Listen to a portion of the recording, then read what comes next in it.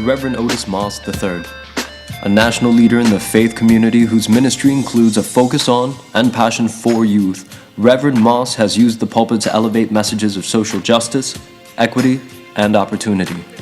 Rev.Otis Moss III is the pastor of Trinity United Church of Christ in Chicago. As the pastor of Trinity, he has shown a commitment to equipping youth with the spiritual fortitude to exceed, while also giving them the tools to be change agents in their schools and communities.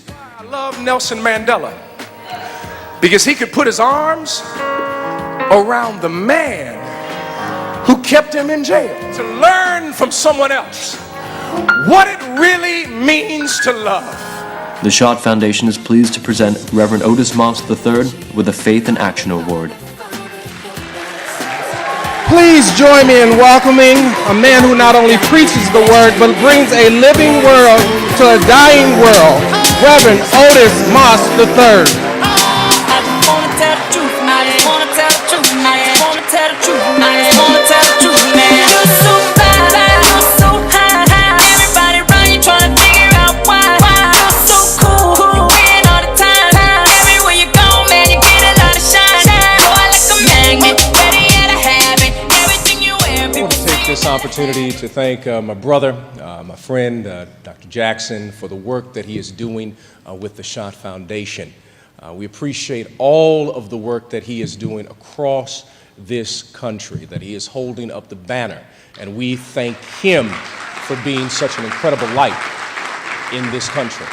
And also to my brother and my friend, Minister Jeff Johnson. He doesn't use minister now, he's a minister. He is a minister without a doubt, but Jeff is without a doubt one of the finest voices, prophetic voices in this country. Every time I have the opportunity to hear him, whether it is on the Tom Joyner Morning Show or CNN or whether he's doing work at BET, he always has a unique, critical, and provocative and prophetic way of communicating to the wider country what we are called to do from an ethical basis. And we appreciate all of the people you are inspiring, Jeff. You do it daily, and we certainly appreciate your work.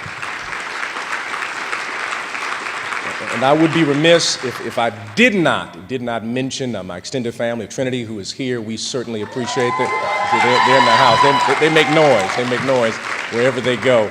But also, I want to thank my best friend, the person who chairs my board of advisors. I fell in love with this sister in 1988 in Atlanta, Georgia, on September 17th at 11:15 a.m. Amen.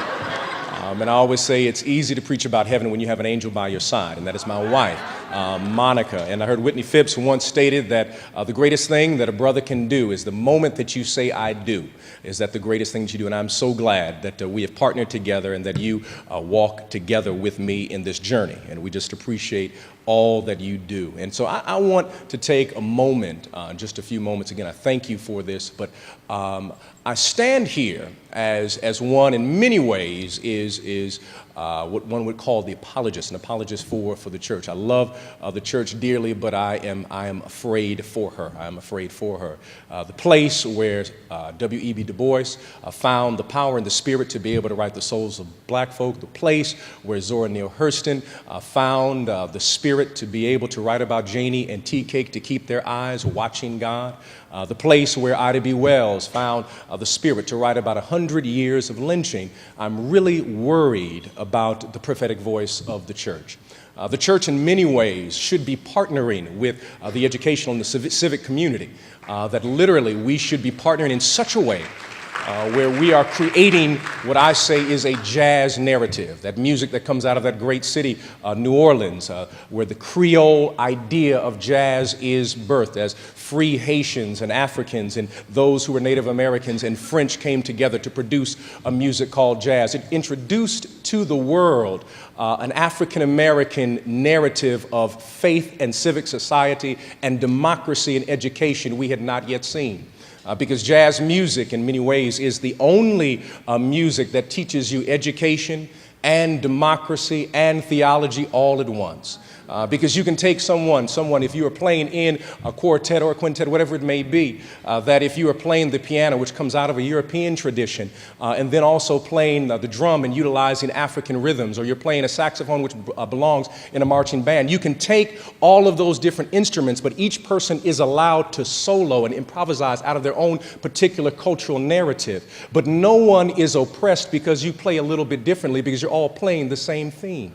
And the challenge for us is to learn how to play the same theme and teach our children how to solo out of their own unique cultural narrative, but still be able to come down to the same theme.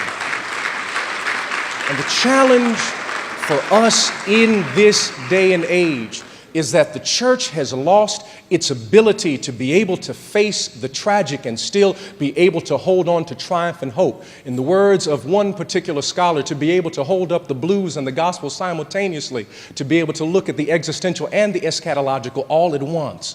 Because we have now moved in many ways where churches, I'm afraid, have moved from that moment of a jazz narrative where we now literally have turned the church, or preachers have become simply theological exotic dancers, where they are looking for someone to put $1 in their ecclesiastical G-string.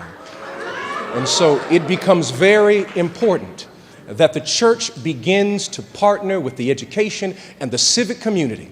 And in the words of John Coltrane, if we partner together, our children will be able to play a love supreme. Thank you.